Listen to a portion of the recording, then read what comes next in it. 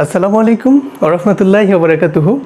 আমি আলী হোসেন, আর আজকে পদার্থবিজ্ঞানের একটি অধ্যায় নম্বর 2 নবম দশম শ্রেণীর একটা জটিল সমাধান নিয়ে হাজির হয়েছি।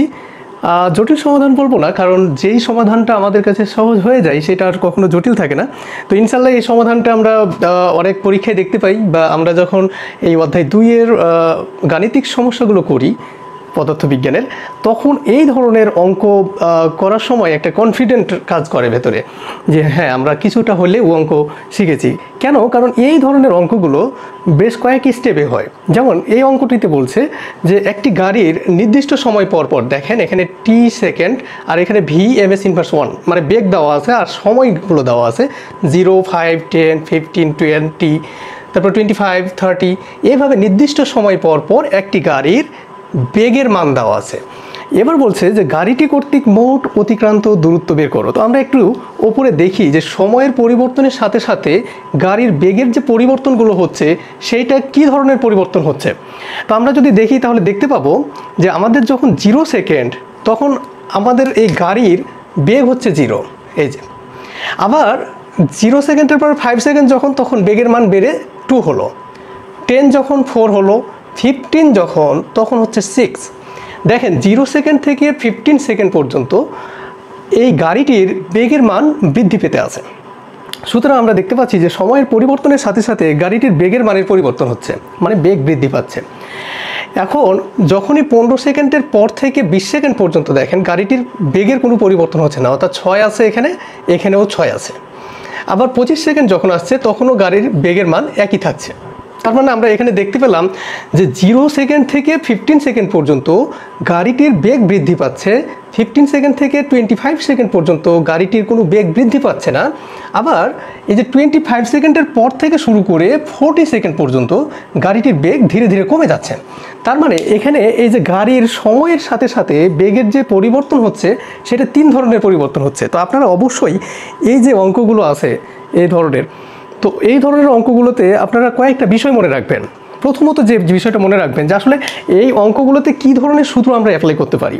তো সূত্র অ্যাপ্লাইয়ের ক্ষেত্রে মনে রাখবেন যে সময়ের পরিবর্তনের সাথে সাথে যদি বেগের পরিবর্তন ঘটে, তাহলে অবশ্যই সেখানে ত্বরণ নামক রাশিটি আছে। আর ত্বরণ নামক রাশিটির যখন দূরত্বের সাথে সম্পর্কিত থাকে, তখন আমরা গতির যে সমীকরণগুলো দেখেছিলাম, অর্থাৎ দূরত্ব নির্ণয়ে যখন সমীকরণ দেখেছিলাম, একটি সমীকরণ ছিল s = ut plus half at square, আরেকটি সমীকরণ ছিল s = u plus v by 2 into t, আরেকটি সমীকরণ ছিল s = vt, আরেকটি সমীকরণ ছিল v square = u square plus 2as। ওকে, এই ধরনের সমীকরণগুলো ছিল, অর্থাৎ দূরত্বের সাথে সম্পর্কিত সমীকরণ এইগুলো। এখন বিষয়টা হলো, আপনারা এই ধরনের অঙ্কে মনে রাখবেন যদি সময়ের সাথে সাথে বেগের পরিবর্তন হয়, মানে বেগ বাড়তে থাকে, তাহলে সেখানে অবশ্যই ত্বরণ আছে।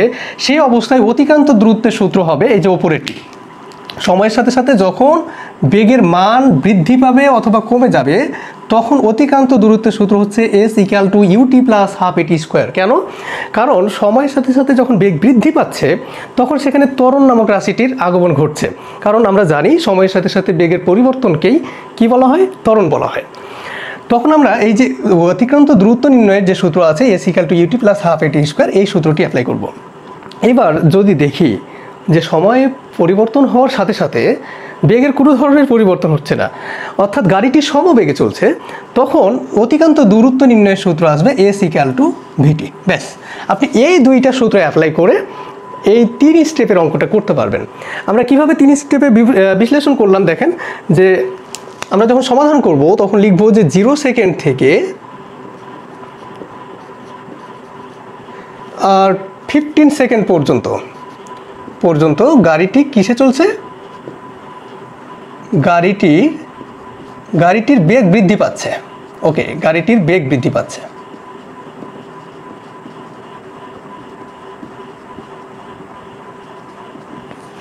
এখন যেহেতু 0 সেকেন্ড থেকে 50 সেকেন্ড পর্যন্ত গাড়িটির বেগ বৃদ্ধি পাচ্ছে, এই অবস্থায় গাড়িটির আদিবেগ u এর মান হচ্ছে 0 ms ইনভার্স 1, এবং 15 সেকেন্ড পর্যন্ত গাড়িটির বেগ হচ্ছে 6। সুতরাং গাড়িটির শেষ বেগ হচ্ছে ভি এর মান 6 ms ইনভার্স 1। 0 সেকেন্ড থেকে 15 সেকেন্ড পর্যন্ত মোট সময় হচ্ছে 15 সেকেন্ড। সুতরাং এই 15 সেকেন্ডে 6 ms ইনভার্স 1 বেগ প্রাপ্ত হলো গাড়িটি। এখন বিষয়টা হলো যে 15 সেকেন্ডে গাড়িটি কতটুকু দূরত্ব অতিক্রম করছে, এবং আমি বললাম যে সময়ের সাথে সাথে যখন বেগের পরিবর্তন হবে তখন দূরত্ব নির্ণয়ের সূত্র হচ্ছে আমার এই যে এটি, s equal to u t plus half a t square. তাহলে আপনারা এটা অ্যাপ্লাই করবেন। এখন আমি যদি এখানে s equal to u t plus half a t square এই সূত্রটি অ্যাপ্লাই করতে যাই, তাহলে আমার কি কি মান দরকার হচ্ছে দেখেন। আমার দরকার হচ্ছে এই যে ইউ এর মান, আমার কাছে ইউ এর মান আছে, অবশ্যই আছে। তারপরে টি এর মান দরকার হচ্ছে, টি এর মান আছে 15 সেকেন্ড। তারপরে এখানে দেখেন টি এর মান দরকার হচ্ছে, কিন্তু এই যে এ এর মানটি এখানে নাই। সুতরাং আমাকে কি করতে হবে, এই 0 সেকেন্ড থেকে 50 সেকেন্ড পর্যন্ত গাড়িটি 15 সেকেন্ডে যে কতটুকু দূরত্ব অতিক্রম করে এইটা বের করার জন্য প্রথমে এ এর মান বের করতে হবে। এই জন্য আমরা এই যে এখানে এর সূত্র থেকে আমরা কি জানি, আমরা জানি ত্বরণের সংজ্ঞা অনুসারে অথবা গতির যে প্রথম সূত্র ছিল v equal to u plus a t, এই সূত্র থেকে আমরা কিন্তু এ এর মানটা বের করতে পারবো, v equal to u plus a t. এখানে আমরা যদি ভি এর মান বসাই, ভি এর মান হচ্ছে 6 ইকুয়াল টু ইউ এর মান 0, এ এর মান নেই, টি এর মান 15। তাহলে এখানে আসবে কি, এ আর 15 গুণ করলে 15a আমরা বাম দিকে নিয়ে নেব, আর এখানে 6টা ডান দিকে নিয়ে নেব। এখানে যদি আমরা এ রাখি, 15কে এদিকে পার করে দিই, তাহলে আসবে 6/15। অর্থাৎ আমরা এ এর মান পাবো কত, এ এর মান আমরা যদি ক্যালকুলেশন করি তাহলে আমরা একটা মান পাবো, দেখি একটু এর মানটা কত আসবে। 6/15 0.4, অর্থাৎ এ ইকুয়াল টু 0.4 ms ইনভার্স 2। যেহেতু ত্বরণের মান আমার দরকার হচ্ছে কিসের জন্য, এই যে 0 সেকেন্ড থেকে 15 সেকেন্ড পর্যন্ত অতিক্রান্ত দূরত্ব বের করতে আমার দরকার হচ্ছে এ এর মান। এবার যখন আমি এ এর মানটা পেয়ে গেলাম, তখন আমি কি করব, তখন আমি বলবো যে 0 সেকেন্ড থেকে 15 সেকেন্ড পর্যন্ত গাড়িটির যে দূরত্ব, এই দূরত্বটাকে আমি ধরে নিলাম কি s1। তাহলে s1 ইকুয়াল টু আমার সূত্র হচ্ছে UT plus half a t square. এখানে ইউ এর মান হচ্ছে 0 ইন্টু টি, টি এর মান হচ্ছে 15 প্লাস এখানে হাফ মানে আমরা সচরাচর জানি হাফ মানে 0.5 ইন্টু এ এর মান হচ্ছে 0.4 ইন্টু 15 তার মাথার উপর 2। ওকে, জিরোর সাথে যা কি গুণ করেন না কেন 0 হবে। আর এখানে আমি যদি ক্যালকুলেশন করি, অর্থাৎ 0.4 ইন্টু 0.5 ইন্টু 15 এর মাথার ওপর স্কোয়ার, তাহলে আমার এখানে ক্যালকুলেশন আসবে 45। ওকে, অতএব এই যে s1 এর মান আমরা পাবো কত, 45। যেহেতু s1 হচ্ছে দূরত্বের একক হচ্ছে কি মিটার। সুতরাং আমরা দেখতে পেলাম যে প্রথম স্টেপে যখন গাড়িটির 0 সেকেন্ড থেকে 20 সেকেন্ড পর্যন্ত গাড়িটির বেগ ধীরে ধীরে বাড়তেই আছে, এই অবস্থায় গাড়িটির অতিক্রান্ত দূরত্ব অর্থাৎ এখান থেকে এই পর্যন্ত যেতে টোটাল কতটুকু পথ অতিক্রম করেছে, 45 মিটার পথ অতিক্রম করেছে। ওকে, তাহলে এটা হলো আমার ফার্স্ট স্টেপ। এইবার 20-র পর থেকে শুরু করে 30 পর্যন্ত, সরি 30 না, 20 নট, 0 সেকেন্ড থেকে 15 সেকেন্ড পর্যন্ত গাড়িটির অতিক্রান্ত দূরত্ব হচ্ছে 45, সরি। এখন 15 সেকেন্ডের পর থেকে শুরু করে 25 সেকেন্ড পর্যন্ত, যেহেতু গাড়িটির বেগের কোনো পরিবর্তন হচ্ছে না, আর আগেই বলে দিলাম যে গাড়ির যদি বেগের পরিবর্তন না হয় সেই ক্ষেত্রে অতিক্রান্ত দূরত্ব s ইকুয়াল টু ভিটি। তাহলে আমরা কি করতে পারি, এখন আমরা লিখতে পারি, তো আশা করি s1 এর মানটা বুঝতে পারছেন 45 কিভাবে আসলো। এবার আমরা বের করব দ্বিতীয় স্টেপ। তো দ্বিতীয় স্টেপে কি বলছে যে 15 সেকেন্ড থেকে এখানে 25 সেকেন্ড পর্যন্ত গাড়িটি সমমন্দনে চলছে, না সরি সমমন্দন নয়, সমবেগে চলছে, সমবেগে চলছে। ওকে, তাহলে এখানে 15 সেকেন্ড থেকে 25 সেকেন্ড পর্যন্ত গাড়িটি যেহেতু সমবেগে চলছে, তাহলে সমবেগের ক্ষেত্রে আমরা সূত্র কি জানি, s2 ইকুয়াল টু ভিটি।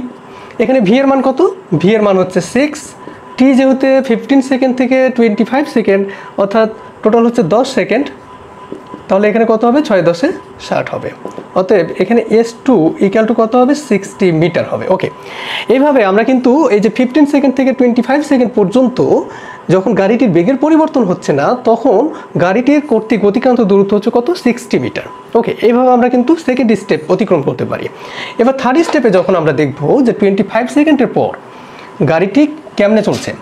এখানে 25 সেকেন্ডের পর 25 সেকেন্ডে 6 ms ইনভার্স 1, 30 সেকেন্ডে 4 ms ইনভার্স 1, 35, এভাবে দেখেন যে এই গাড়ির বেগের মান ধীরে ধীরে কমতে আছে। সুতরাং আমরা লিখতে পারি যে 25 সেকেন্ড থেকে 40 সেকেন্ড পর্যন্ত গাড়িটি সমমন্দনে চলছে। সমমন্দন, যেহেতু গাড়িটির বেগের মান কমে যাচ্ছে সুতরাং গাড়িটি মন্দনে চলছে, আর সমানভাবে যেহেতু বেগের মান কমে যাচ্ছে এই জন্য গাড়িটির সমমন্দনে চলছে। ওকে, তো এই অবস্থায় সময় কত? টি এর মান হচ্ছে আপনার এখানে 15 সেকেন্ড। ওকে, তারপরে এই অবস্থায় আদিবেগ কত? দেখেন আদিবেগের মান হচ্ছে গাড়িটি 25 সেকেন্ডের সময় এই যে 6 ms ইনভার্স 1 এই বেগ নিয়ে চলতে শুরু করেছিল এবং 40 সেকেন্ডে অর্থাৎ গাড়িটির শেষ বেগ হয়ে গেল 0। তো এই অবস্থায় যেহেতু আমার বেগের মানের পরিবর্তন হচ্ছে, আর আমি প্রথমেই বলেছি যখন বেগের মানের পরিবর্তন হবে তখন অতিক্রান্ত দূরত্ব নির্ণয়ের সূত্র হচ্ছে আমার এখানের ওপরেটা h=ut + 12 at²। তো এই সূত্রে শুধুমাত্র a এর মান নেই, যেহেতু প্রথম স্টেপে আমরা a এর মান বের করছিলাম, তো সেকেন্ড স্টেপে আবারও আমাদেরকে a এর মানটা বের করতে হবে। তাহলে আমরা জানি ত্বরণের সূত্র অনুসারে a = v - u/t, এটাও লিখতে পারি, অথবা এই যে v = u + at এটা লিখেও আমরা ক্যালকুলেশন করতে পারি। তাহলে v এর মান কত? 0 - u এর মান হচ্ছে 6, t এর মান হলো 15, তার মানে মাইনাস এখানে 6/15, সো এখানে কত আসবে? 0.4ই আসবে, 0.4। অতএব a এর মান আসবে -0.4 ms ইনভার্স 2। এখন এই 25 সেকেন্ড থেকে 40 সেকেন্ড পর্যন্ত গাড়িটির অতিক্রান্ত দূরত্বকে আমরা s3 দ্বারা প্রকাশ করছি। তাহলে s3 = ut + 12 at²। ওকে, এখানে u এর মানটি কত? এখানে u এর মান হচ্ছে 6, t এর মান হচ্ছে 15 প্লাস হাফ মানে 0.5 বললাম, আর এর মান হচ্ছে এখানে -0.4। যেহেতু মাইনাস মান অবশ্যই ব্র্যাকেটের মধ্যে লেখার চেষ্টা করব। তারপরে এখানে টি এর মানটি হচ্ছে 15 দিয়ে তার মাথার উপর স্কোয়ার। এখানে 6×15 কত? 90। আমরা যদি 6 আর 15কে গুণ করি তাহলে 6×15 90 হয়। এখানে প্লাস আর মাইনাস, প্লাসে মাইনাসে আমরা গুণ করে নিব, প্লাসে মাইনাস হচ্ছে মাইনাস, আর 0.5 0.4 আর এই 15 এর মাথার উপর 2 এইটিকে গুণ করলে আমাদের আসবে কত? 45 আসবে। তাহলে আমরা এইখানে কত পাবো? 45 পাবো। ওকে, সুতরাং আমরা s3 এর মান পেলাম কত? 45। তাহলে আমরা এই যে থার্ড স্টেপেও গাড়িটি কর্তৃক অতিক্রান্ত দূরত্বের মান পেয়েছি 45 মিটার। এখন বলছে যে গাড়িটির কর্তৃক মোট অতিক্রান্ত দূরত্ব। তাহলে গাড়িটি কয় স্টেপে চলেছে? 3 স্টেপে চলেছে। প্রথমে 0 থেকে 15 সেকেন্ড পর্যন্ত গাড়িটির বেগ বৃদ্ধি পেয়েছে, তারপরে 15 সেকেন্ডের পর থেকে 25 সেকেন্ড পর্যন্ত গাড়িটির কোনো ধরনের বেগ বৃদ্ধি পায়নি, আবার 25 সেকেন্ড থেকে বা 25 সেকেন্ডের পর থেকে 40 সেকেন্ড পর্যন্ত গাড়িটি সমমন্দনে চলেছে। এবং এই 3 স্টেপে গাড়িটির যখন অতিক্রান্ত দূরত্ব বের করলাম, এই অতিক্রান্ত দূরত্বগুলোকে আমরা যদি যোগ করে দিই তাহলেই গাড়িটির মোট অতিক্রান্ত দূরত্ব আমরা পেয়ে যাব। তাহলে কি লিখব? অতএব গাড়িটি কর্তৃক অতিক্রান্ত মোট দূরত্ব, গাড়িটি কর্তৃক